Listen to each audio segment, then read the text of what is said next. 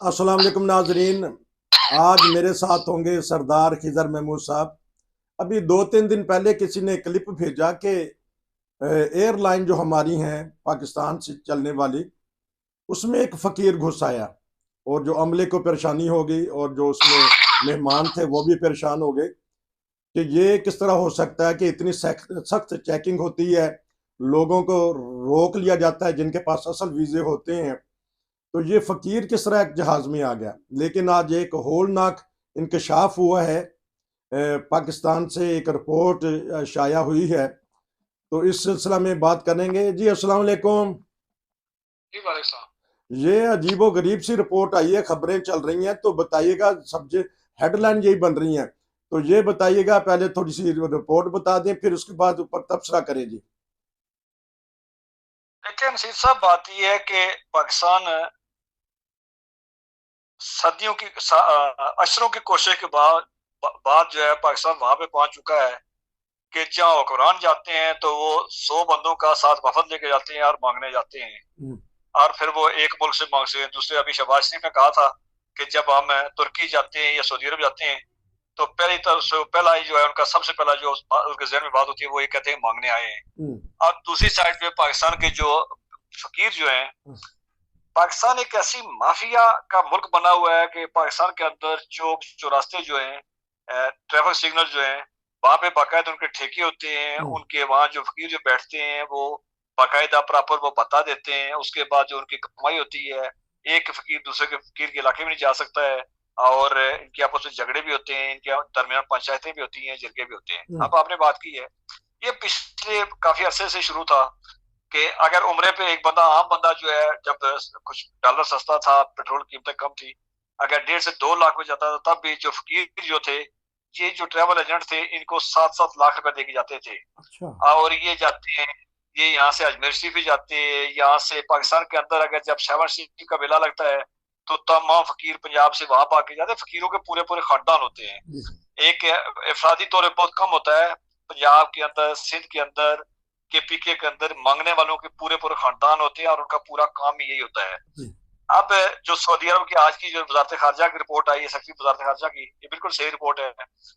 देखिए उसने एक चीज का और तरफ इंडिकेशन किया। उसने कहा जी कि बैतुल्लाह के अंदर जो ये तो मांगने वाले जो हैं, ये प्रॉपर प्रोफेशनल लोग होते हैं, ये प्रॉपर मेकअप करते हैं, प्रॉपर वो होलिया करते हैं। उसके बाद ये बीवी बच्चों पे जाते हैं, बूढ़े मर्द औरतें जाते हैं वहां पे, और ये लाखों रुपए वहां से आगे ताजा कर लेंगे। आज से 10 साल पहले की बात है, 8-9 साल पहले, कि मुझे मालूम था कि इनका रेट जो है 10 से 8 लाख रुपए लग रहा है इनका। अच्छा, एक उम्रे का। अच्छा। तो ये यहाँ से जाते हैं तो यकीनन ये 8 से 10 लाख अगर लगा के जाते थे, 40 से 50 लाख वहां से कमाते भी थे ये।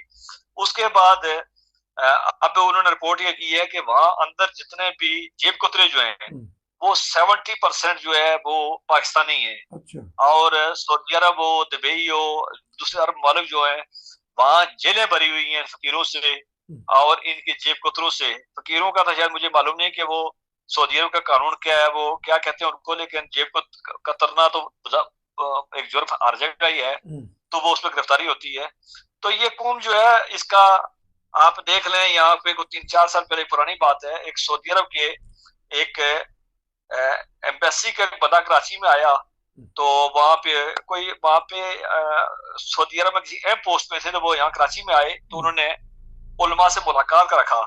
तो तमाम उलमा, जितने भी उलमा थे, ये बात मैं बिल्कुल रिकॉर्ड पे, और उस वक्त की अखबारें आपको और अगर शायद कहीं ना कहीं मिल जाएगा, कराची के अंदर जितने उलमा थे उन तमाम ने दरखास्त लिख के उनको दी कि जी हमें इतने पैसे चाहिए। यानी किसी ने इस्लाम की बात नहीं की, किसी ने किसी और बात नहीं की, तमाम का ये है कि फंड्स में था। और आपने देख ले होंगे कि पिछले बहुत अरसे से पाकिस्तान के अंदर कुर्बानी का गोश्त आता है, वो जमात इस्लामी तकसीम कर लेती है। कुर्बानी रमजान में खजूरें आती हैं, वो तकसीम कर लेते हैं। आपको याद होगा जब इमरान खान साहब की हुकूमत थी, तो सऊदी अरब ने चावल दिए थे सदके के, जो मुराद से साहब ने अपने पीछे वो सऊदी अरब का बैनर लगा हुआ था, तो वो तकसीम किए थे और लोगों ने उसको मजाक बनाया था। तो ये कौम जो है वो चावल, खजूर, कुर्बानी का गोश्त, उसके बाद सदके खैरात के अलावा वहां से अमदाद, उदारा, पेट्रोल और तरक्की करते हुए ये हुक्मरानों का काम था। लेकिन अब नीचे वाले जो फकीर हैं वो जाते हैं, बाकायदा एक सलसल के साथ जाते हैं, वहां पे लाखों रुपए खर्च करके जाते हैं। और ये लेकिन बदनामी की बात मैं इसलिए नहीं कर रहा हूँ, बदनामी वहां होती है कि जहाँ कुछ कौमों की इज्जत होती है, जो कौमों की गैरत होती है, जहाँ कुरानों में गैरत होती है। तो जब बकौल शहबाज शरीफ की जब आप मांगने आपके आपके हुक्मरान जाएंगे तो बाकी आम मांगने वाला जाएगा, फिर उसमें क्या एतराज है? खबर है बस, इससे ज्यादा कुछ नहीं। लेकिन खबर तो है, सही है, आपने इसके ऊपर खूब तबसरा किया।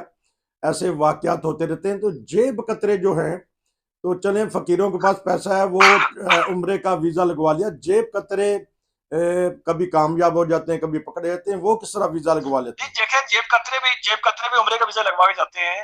अभी आज को एक हफ्ता 10 दिन पहले की बात है कि पिंडी से एक 5 किलो जो है हीरोइन पकड़ी गई है, जो हैराम की टोपियों के अंदर डाल के लिए गए थे। अच्छा। आपको मालूम होगा कुरान पाक के अंदर मंशियात स्मगलिंग का पाकिस्तान से हो चुका है। उसके बाद जो उसका बाद उम्रे, ये सारे लोग जो टिकट जो है सऊदी अरब उम्रे के लगवा के जाते हैं। बस एक ऐसी कौम है कि जिसको एक तरह तो बुखार चढ़ा हुआ है मजहब का, कि मजहब के नाम पे न चर्च महफूज है, न मस्जिद महफूज है, न गुरुद्वारा महफूज है, न कब्रिस्तान महफूज है।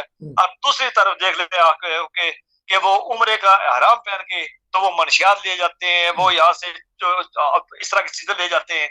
और वहाँ खाना काबा के अंदर भी, ये रिपोर्ट हमारी नहीं है, ये गवर्नमेंट की ऑफिशियल रिपोर्ट है कि 70 से 80% जो है जेब कुतरे वो पाकिस्तान के। अच्छा, चलिए, आपने एक मजहब का बताया कि मजहब का ये तड़का लगाते हैं, नाम लेती हैं, और हमने देखा कि गली बाजारों में हाथ ऊंचा कर करके लब्बैक या रसूलुल्लाह लब्बैक के नारे लगाते हैं। इन कल किसी मैं क्लिप देख रहा था, उसमें नाम पे एतराज कर दिया। पहले तो एक जो रिपोर्ट हुआ है, मुकदमा चल रहा है, वो सैयद के नाम पे था। अब तो वो कहते हैं कि मोहम्मद नाम भी नहीं रख सकते, ये भी हमारा नाम हमने वो किया हुआ है। जिस तरह कंपनियां जो उनसे रजिस्टर करवाती हैं, ये हमने नाम रजिस्टर करवा लिया जिस तरह।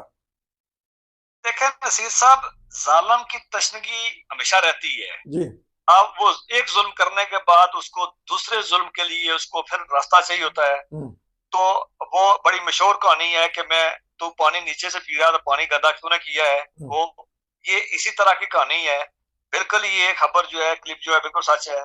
आपने देखा कि वो कराची में एक वकील साहब थे, उनकी उम्र 76 साल थी, 50 साल हो गए उनको वकालत करते हुए। तो उनके नाम के साथ सैयद लिखने के, जबकि जो जो आपकी कास्ट है वो हमेशा रहती है, वो किसी जगह पे भी चले जाए तो वो आपकी जात वही रहती है। उस पे ना पर्चा हुआ, उसके बाद आगामा आई हुई, फिर वो जो मामलात हुए, जिस तरह का वो जो बंदा जिसने पर्चा करवाया था, बेओ बेओ उसका नाम था, वो उम्रा करके गया था। अभी आप उम्रे की बात की आपने कि उम्रे के दौरान वो भी उम्रा करके गया था। उम्रा करके जाने के बाद उसने सबसे पहला काम जो है वो पर्चा करवाया था। उसने कहा कि मैं उम्रा करके आया हूँ और खुदा ने मुझे तौफीक दी है। ऐसे ही उम्रे हैं, ऐसे ही नमाजें, ऐसे रोजे। उसके बाद हुआ, अब वो धमकियां दी जा रही हैं। ये एक सलसल है इनका कि इन्होंने कुर्बानियां रोकी हैं, कुर्बानी रोकने के बाद ये जो कि जुमा जो नमाज है वो उसमें रोकेंगे, फिर आम नमाज पे रोकेंगे। तो ये बढ़ता रहेगा। लेकिन जुल्म बढ़ने में जालिम के साथ का, जुल्म के साथ साथ उस हाथ का ज्यादा तल्लक होता है कि जो इस जुल्म को बढ़ाता जा रहा है और जुल्म का साथ देता जा रहा है। परसों हमारे चीफ आर्मी स्टाफ साहब कह रहे थे, हमारे क्रिश्चियन भाइयों के साथ इजलास, उन्होंने कहा पाकिस्तान के अंदर बड़ा अमन है। कल वजीर आजम लंदन बैठ के थोड़ी सी शर्म हो, थोड़ी सी हया हो, थोड़ा सा अगर कोई आंखों में पानी हो तो फिर ये बात कहते हुए बड़ा समझ उसको सोचना चाहिए कि पाकिस्तान में अमन है, जहाँ 1 साल के अंदर 34 एमजी आबादगाहें जो है उनको तोड़ दिया गया, उनको मिसमार कर दिया कि कब्रिस्तान, उस बंदे की कब्रिस्तान में नहीं बचा है जिसने कश्मीर का इंतहाई कमजोर केस जो है वो पाकिस्तान के हक में करवाया।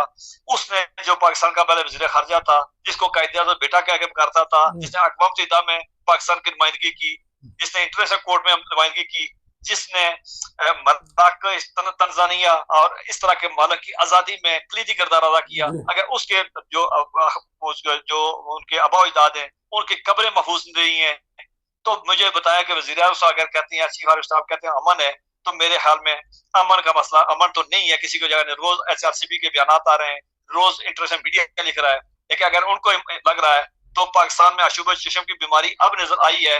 कोई 70-80 अब अंधे, मुझे लगता है कि पहले से अंधे थे और इनकी आंखें पहले से खराब थी।